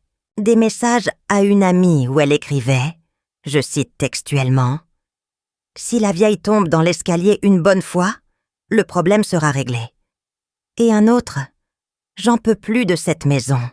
Le crédit nous tue. Si seulement elle pouvait aller en maison de retraite, on vendrait sa baraque et on respirerait enfin. » La lieutenant Nguyen m'a dit que le procureur avait décidé de renvoyer l'affaire devant le tribunal correctionnel. Vanessa serait jugée pour maltraitance sur personne vulnérable et mise en danger délibéré de la vie d'autrui. Elle risquait jusqu'à 5 ans d'emprisonnement et 75 000 € d'amende. Quand j'ai raccroché, je me suis assise dans le jardin. Le cerisier avait perdu ses fleurs. Les pétales blancs et roses parsemaient le sol comme de la neige tiède. J'ai touché ma canne, la fleur de lys sous mes doigts. « Papa, » ai-je murmuré, « est-ce que la justice existe vraiment? Ou est-ce qu'on se raconte des histoires pour supporter la douleur? » Le vent a soufflé dans les branches du cerisier. Les derniers pétales sont tombés en tournoyant. Et dans ce silence, j'ai choisi de croire que oui, la justice existait. Pas toujours rapide, pas toujours parfaite, mais réelle. Comme les racines d'un arbre qui travaille dans l'ombre, invisible, patiente, inébranlable. L'été est arrivé. Chartres était belle sous le soleil. Les touristes photographiaient la cathédrale. Les terrasses des cafés étaient pleines. Les rues sentaient la pierre chaude et la glace à la vanille. Moi, je vivais ma petite vie tranquille. Le matin, café et tartines à la table de la cuisine. L'après-midi, promenade dans le quartier avec ma canne. Le soir, lecture dans le jardin ou télévision dans le salon. Fatima venait 3 fois par semaine. Elle me faisait rire avec ses histoires de famille. Ses 3 enfants qui la rendaient folle, son mari qui ne savait pas faire cuire un œuf. Madame Marchand, je vous jure, il a fait brûler de l'eau. De l'eau! Comment on fait brûler de l'eau? Je riais. Un rire qui venait du ventre. Un rire qui faisait du bien. Un rire que je n'avais pas eu depuis des mois. Un jour de juillet, Fatima m'a dit quelque chose qui m'a frappée. Nous étions dans la cuisine. Elle rangeait les courses pendant que je préparais le déjeuner. « Madame Marchand, vous savez ce que je pense? »« Non, dis-moi. »« Je pense que vous êtes la femme la plus forte que je connaisse. » J'ai ri. « Forte, moi? J'ai 76 ans, Fatima. Je marche avec une canne. Je ne vois pas à 3 mètres sans mes lunettes. Je prends des médicaments pour ne pas faire un AVC. Où est la force là-dedans? La force, c'est pas dans les muscles, Madame Marchand. C'est dans la tête. Vous avez survécu à quelqu'un qui voulait vous détruire. Et vous êtes là, dans votre cuisine, en train de couper des tomates pour le déjeuner. C'est ça la force. Je n'ai rien répondu. J'ai continué à couper les tomates. Mais ces mots sont restés en moi, comme une graine plantée dans la terre qui attend la pluie pour pousser. En septembre, j'ai reçu une lettre de Christophe. La première depuis mon départ. Une lettre manuscrite, écrite sur du papier blanc ordinaire, avec une écriture que je connaissais par cœur mais qui avait changé. Plus hésitante, plus petite, comme celle d'un homme qui n'est plus sûr de rien. Maman, je ne sais pas par où commencer. Je ne sais même pas si tu liras cette lettre. Mais je devais écrire. Je devais essayer. Je sais ce que Vanessa t'a fait. Je le savais en partie. Je le soupçonnais pour le reste. Et je n'ai rien fait. Je n'ai rien dit. Je l'ai laissé te prendre ta canne, tes lunettes, tes médicaments. Je l'ai laissé te rendre malade. Je l'ai laissé planifier ton placement en EHPAD. Et je n'ai rien fait parce que j'avais peur. Peur d'elle. Peur du conflit. Peur de perdre ma famille. Mais en te protégeant d'elle, je t'ai perdu toi. Et maintenant je comprends que j'ai protégé la mauvaise personne. Vanessa et moi, c'est fini. J'ai demandé le divorce. Elle ne l'a pas bien pris. Elle a hurlé, menacé, pleuré. Mais je ne cède plus. Le crédit est au nom de nous deux. Mais la maison de Mainvilliers est à mon nom. Elle devra partir. Je ne te demande pas de me pardonner. Je ne le mérite pas. Mais je voulais que tu saches que je regrette. Chaque jour, chaque nuit. Je regrette ce silence dans la cuisine, quand elle parlait de t'envoyer en EHPAD. Je regrette ce silence dans l'escalier, quand tu m'as supplié de t'écouter. Je regrette tous ces silences qui étaient autant de trahison. Chloé me parle de toi tout le temps. Elle dit que tu fais les meilleures crêpes du monde et que ton jardin est magique. Elle dit que tu es la personne la plus courageuse qu'elle connaisse. Elle a raison. Ton fils, Christophe. J'ai lu cette lettre 3 fois, puis je l'ai pliée. Je l'ai rangée dans le tiroir de la commode, celui où je garde les lettres importantes. Les lettres de Georges, les bulletins scolaires de Christophe enfant, la carte de condoléances que l'hôpital m'avait envoyée à ma retraite. Des papiers qui racontent une vie. Je n'ai pas pleuré. J'aurais voulu, peut-être, mais les larmes ne venaient pas. À la place, il y avait quelque chose d'autre, un sentiment étrange, à la frontière entre le soulagement et la tristesse. Christophe regrettait. Bien, c'était un début. Mais le regret ne suffit pas. Le regret, c'est facile. C'est un mot qu'on écrit sur du papier. La vraie question, c'est: qu'est-ce qu'on fait après le regret? Est-ce qu'on change? Est-ce qu'on répare? Ou est-ce qu'on se contente de dire pardon et de passer à autre chose? Je n'ai pas répondu à sa lettre. Pas encore. J'avais besoin de temps. De beaucoup de temps. L'automne est arrivé. Les feuilles du cerisier ont viré au jaune, puis à l'orange, puis au rouge. Elles tombaient une à une dans le jardin, comme des confettis silencieux. J'ai continué ma vie. Travail de mémoire, avec un cahier chaque matin pour garder l'esprit vif. Promenade l'après-midi. Lecture le soir. Visite de Chloé les mercredis. Visite de Fatima les lundis, mercredis et vendredis. Un mercredi d'octobre, Chloé est venue avec un dessin. Elle l'a posé sur la table de la cuisine, avec la solennité d'une enfant qui présente son chef-d'œuvre. « C'est pour toi, mamie. » J'ai mis mes lunettes. Le dessin représentait une vieille femme debout sous un arbre en fleurs. La femme tenait une canne dans la main droite. La canne était dessinée avec un soin particulier. Le bois de cerisier, la fleur de lys sur le pommeau. L'arbre était couvert de fleurs roses et blanches. Des oiseaux chantaient dans les branches. Le ciel était bleu, plein de nuages blancs qui ressemblaient à des animaux. Et en dessous du dessin, en lettres majuscules appliquées, colorées en rouge et en or, ma mamie est la plus forte. J'ai regardé ce dessin longtemps. Chaque détail, la façon dont Chloé avait dessiné les rides sur mon visage, pas comme des signes de vieillesse, mais comme des lignes de sagesse. La façon dont elle avait colorié la canne en brun doré, exactement la couleur du bois de cerisier. La façon dont elle avait mis un sourire sur mon visage, un sourire large, confiant, victorieux. C'est le plus beau dessin que j'ai jamais vu, ma puce. Tu le mettras dans ta cuisine? Je le mettrai dans ma cuisine, à côté de la photo de papy. Elle a souri.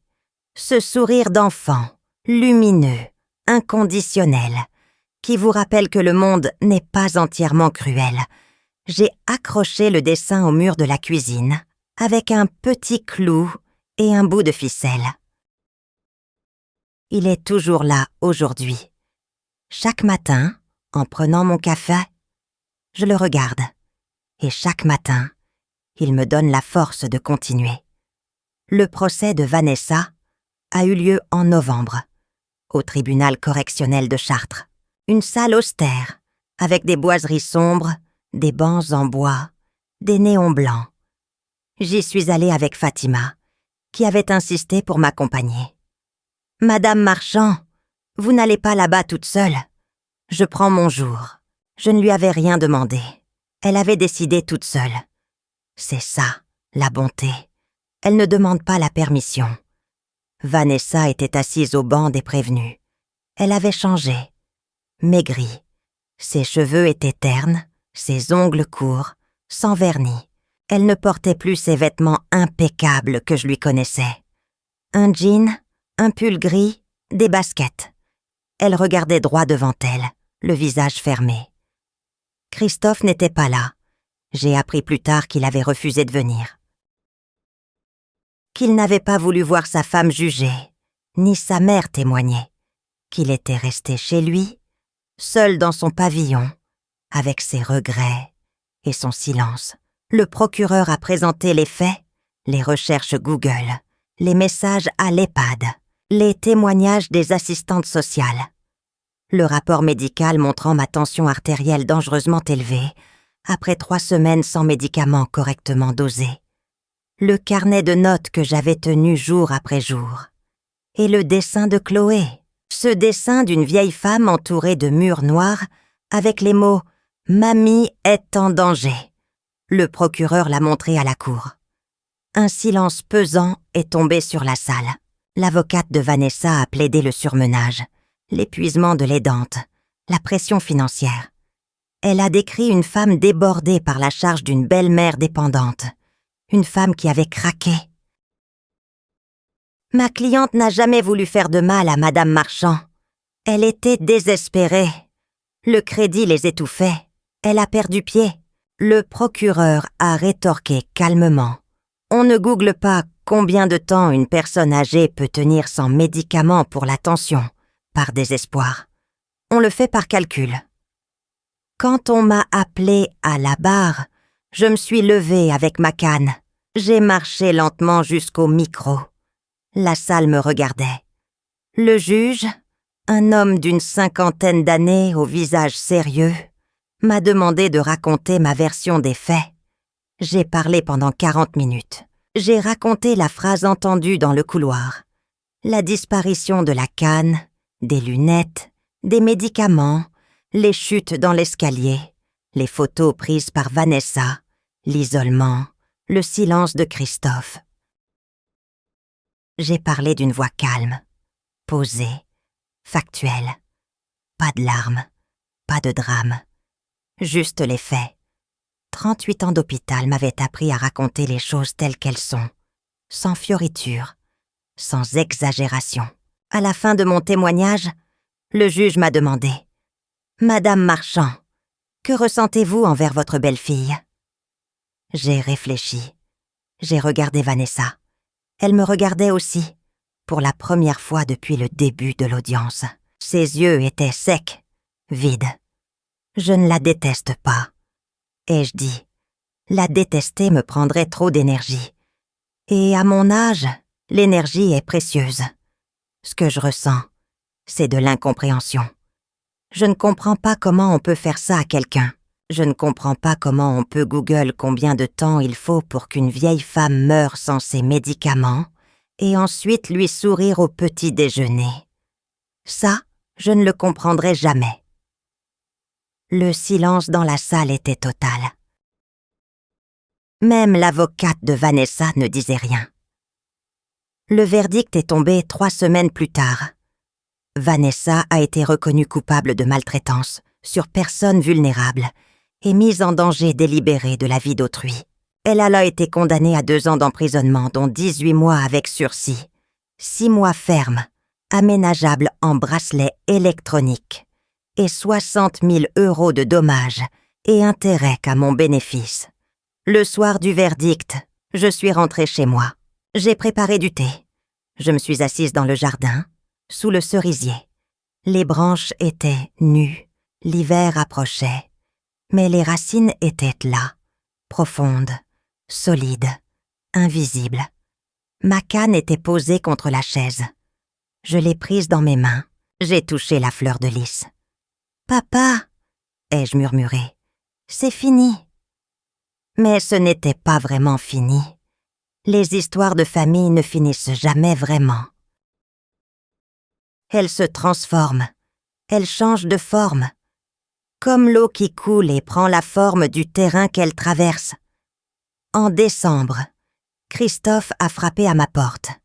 C'était un samedi après-midi. Il pleuvait, une pluie fine, froide, qui collait aux vêtements. J'ai ouvert la porte et je l'ai vu. Il était trempé. Il n'avait pas de parapluie. Ses yeux étaient rouges. Il se tenait debout sous la pluie, les bras le long du corps, comme un enfant puni qui attend qu'on lui dise d'entrer. « Maman !» Sa voix était brisée. Un murmure. « Pardon. » Je l'ai regardé. Cet homme de 45 ans, qui avait été mon bébé, mon petit garçon, mon adolescent timide, mon jeune homme ambitieux. Cet homme qui avait choisi sa femme plutôt que sa mère. Cet homme qui avait laissé faire. Je ne l'ai pas pris dans mes bras. Pas encore. La douleur était trop grande, trop fraîche. Les blessures étaient encore ouvertes. Mais je ne lui ai pas fermé la porte non plus. Parce qu'une mère, même blessée, même trahie, reste une mère. Et fermer la porte à son enfant, c'est se fermer une partie de soi-même. Entre. Je vais faire du café. C'est tout ce que j'ai dit. Pas de grandes phrases, pas de discours, pas de conditions. Juste. Entre. Je vais faire du café. Parce que parfois, c'est comme ça que la réconciliation commence. Pas avec des mots, mais avec un geste simple. Une porte qui s'ouvre, une tasse de café qu'on pose sur la table. Nous nous sommes assis dans la cuisine. Le café fumait entre nous. Le dessin de Chloé était accroché au mur, juste au-dessus de la photo de Georges. Christophe l'a vu. Ses yeux se sont remplis de larmes. C'est Chloé qui a fait ça? Oui. Elle est incroyable, cette gamine. Oui. Elle tient de son grand-père. Le silence est retombé. Christophe tenait sa tasse à 2 mains, comme pour se réchauffer. Puis il a parlé, lentement, difficilement, comme quelqu'un qui apprend à marcher après une longue maladie. Il m'a raconté le divorce. Vanessa qui avait refusé de partir. Les hurlements, les menaces, les larmes. Puis l'intervention de l'avocat, le partage des biens, la vente du SUV pour rembourser une partie du crédit. Le pavillon mis en vente pour solder le reste. Christophe vivait maintenant dans un petit appartement à Chartres, près de la gare. 2 pièces, un balcon qui donnait sur un mur. Chloé venait 1 semaine sur 2. Il m'a raconté la honte, les collègues qui avaient lu l'article dans le journal, les regards en coin, à la concession automobile, le patron qui lui avait dit « Prends quelques jours, moi, Christophe, les gens parlent », les amis qui ne rappelaient en plus. Le silence autour de lui, un silence différent de celui qu'il m'avait infligé, mais tout aussi douloureux. Et il m'a raconté les nuits où il ne dormait pas, les nuits où il se souvenait de la phrase de Vanessa dans la cuisine et de son propre silence, les nuits où il se demandait « Et si maman était morte? Et si elle avait fait un AVC à cause des médicaments? Et si j'avais été complice d'un meurtre par lâcheté ?» J'ai écouté, je n'ai pas interrompu, je n'ai pas jugé. J'ai juste écouté, comme j'écoutais les patients à l'hôpital quand ils avaient besoin de parler. Parce que parfois, écouter, c'est déjà guérir. Quand il a eu fini, le café était froid. La pluie avait cessé. Par la fenêtre, on voyait un arc-en-ciel au-dessus de la cathédrale. « Christophe !» ai-je dit. « Regarde par la fenêtre !» Il a tourné la tête. Il a vu l'arc-en-ciel. « C'est beau !» a-t-il murmuré. « Ouais, c'est beau. Et tu sais pourquoi il y a des arcs-en-ciel? Parce qu'il y a de la pluie. Sans la pluie, pas d'arc-en-ciel. » Il m'a regardé. Ses yeux étaient mouillés. « Je ne te pardonne pas encore, Christophe. C'est trop tôt. Mais la porte est ouverte. Et tant que la porte est ouverte, tout est possible. » Il a hoché la tête. Il s'est levé. Il a posé sa tasse dans l'évier. Et avant de partir, il s'est retourné vers moi. « Maman, je ne laisserai plus jamais personne te manquer de respect. Plus jamais. » Je n'ai rien répondu. Parce que les promesses, ça ne vaut rien. Ce qui compte, ce sont les actes. Et les actes, ça prend du temps. Les mois ont passé. L'hiver a cédé la place au printemps. Le cerisier a refleuri, pour la 46e fois depuis que Georges l'avait planté.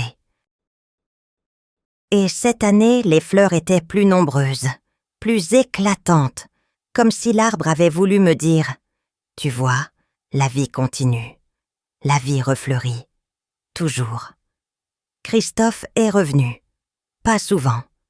Un dimanche sur 2. Il frappait à la porte. J'ouvrais. Il entrait. Nous prenions un café. Parfois il restait 1 heure, parfois 2. Nous ne parlions pas beaucoup. Nous réapprenions à être ensemble sans que ça fasse mal.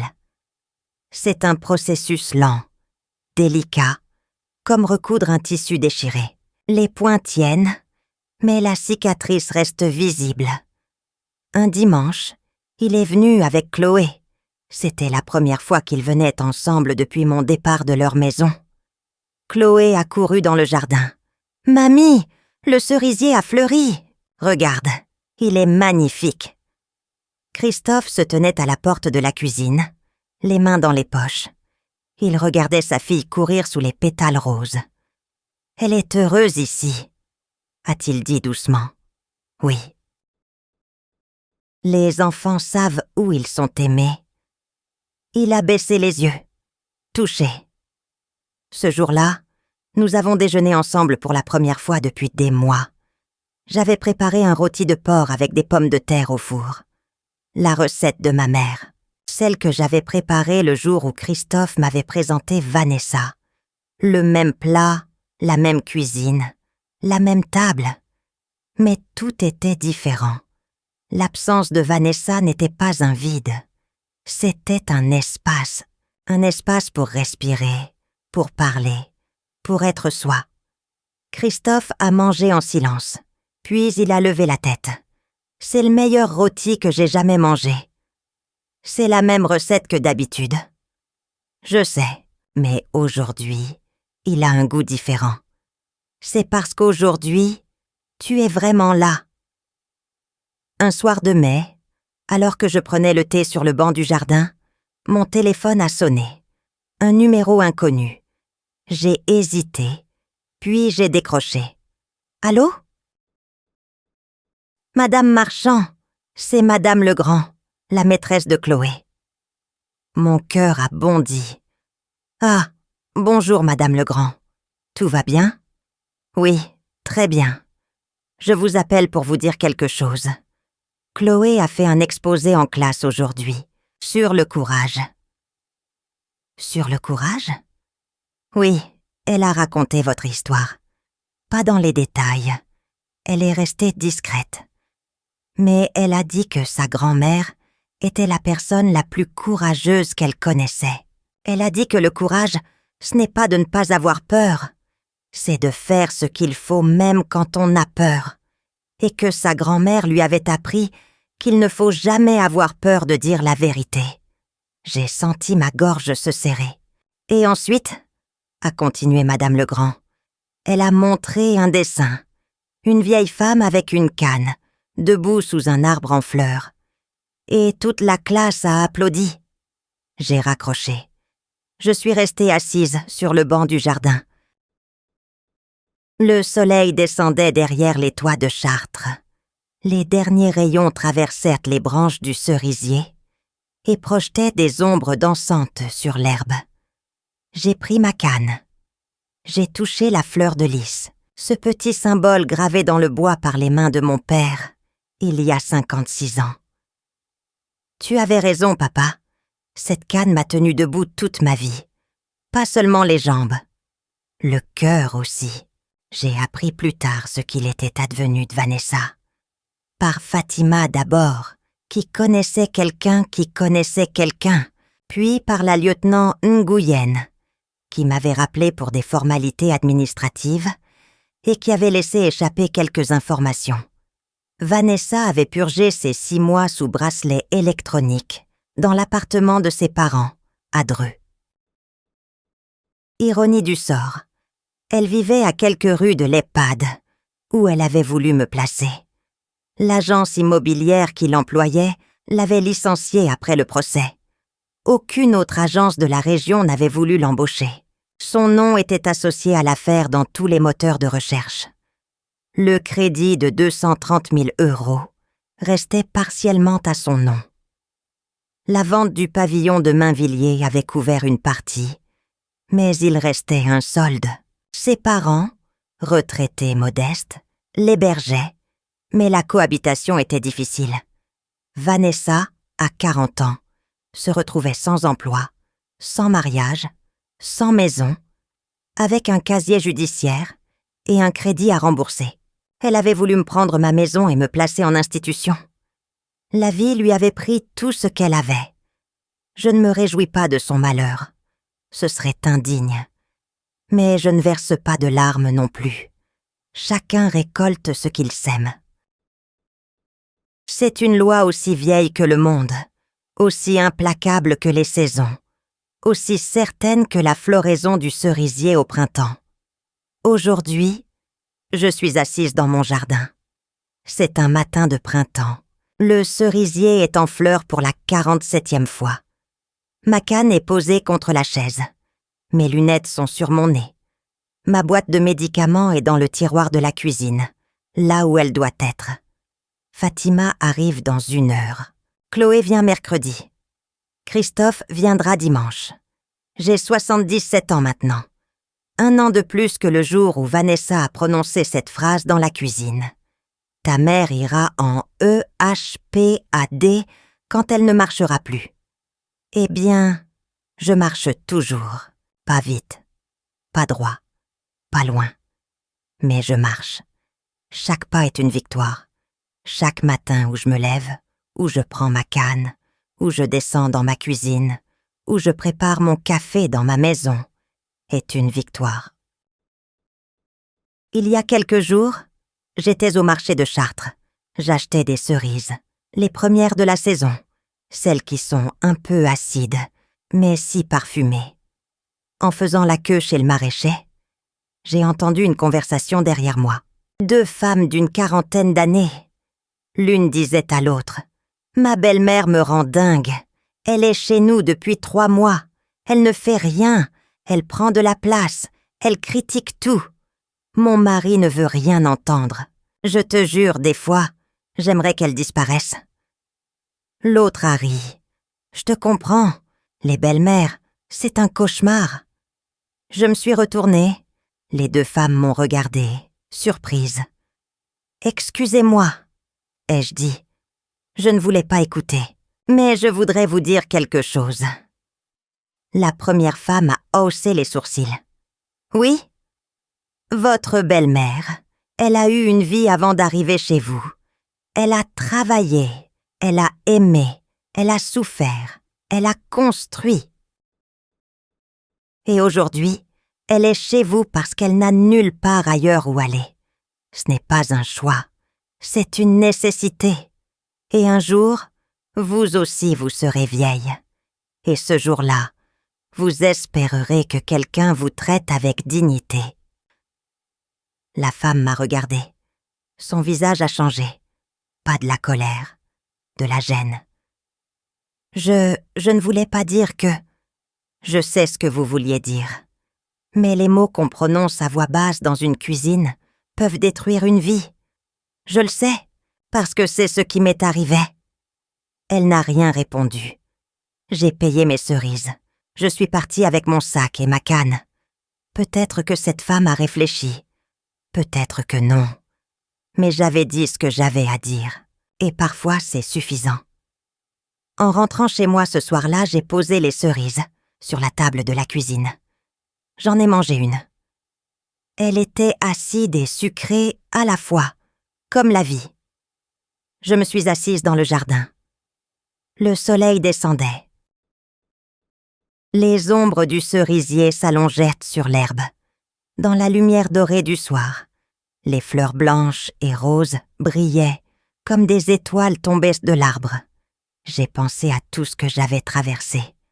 La chute dans le jardin, l'arrivée chez Christophe, les 14 marches, la phrase de Vanessa, la disparition de la canne, des lunettes, des médicaments, les chutes dans l'escalier, la peur, la solitude, le silence de mon fils.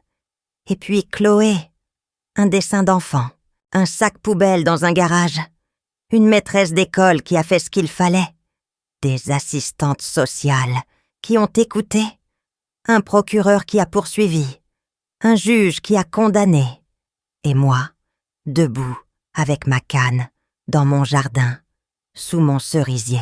La vie finit toujours par rendre ce qu'on lui donne. Vanessa a semé la cruauté. Elle a récolté la solitude. Christophe a semé le silence. Il a récolté le remords.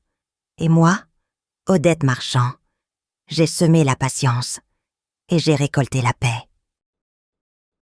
Ce que j'ai appris, c'est qu'on peut perdre sa canne et continuer de marcher. On peut perdre ses lunettes et continuer de voir. On peut perdre ses médicaments et continuer de vivre. Parce que ce qui nous maintient debout, ce n'est pas un objet, c'est ce qu'il y a à l'intérieur. Cette force silencieuse, invisible, indestructible, que mon père avait gravée dans le bois de cerisier, sous la forme d'une fleur de lys.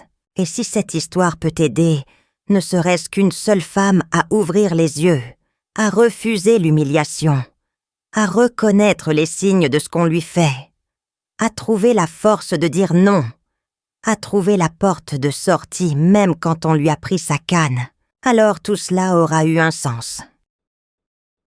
Parce qu'au bout de la douleur, il y a toujours une leçon. Au bout de la nuit, il y a toujours l'aube. Et au bout de l'hiver, il y a toujours un cerisier en fleurs. Non mais attendez, elle lui a donné des cachets à moitié dosés. Vous réalisez? Pas 0, la moitié. Juste assez pour que ça ait l'air normal. Pas assez pour la soigner. C'est de l'ingénierie. C'est calculé au milligramme près. Et pendant ce temps, la vieille dame tombe, retombe, se cogne, saigne. Et Vanessa photographie les bleus. Elle fabrique un dossier médical avec le corps de sa belle-mère. J'en ai la chair de poule. Mais ce qui me hante dans cette histoire, c'est le dessin. Une gamine de 11 ans qui écrit « Mamie » est en danger en majuscules dans son carnet. Quand les enfants crient à travers leurs dessins, c'est que les adultes ont tous fermé les yeux. Vous pensez qu'Odette a eu raison de ne pas pardonner tout de suite? Moi je dis, le café sans le pardon, c'est déjà énorme.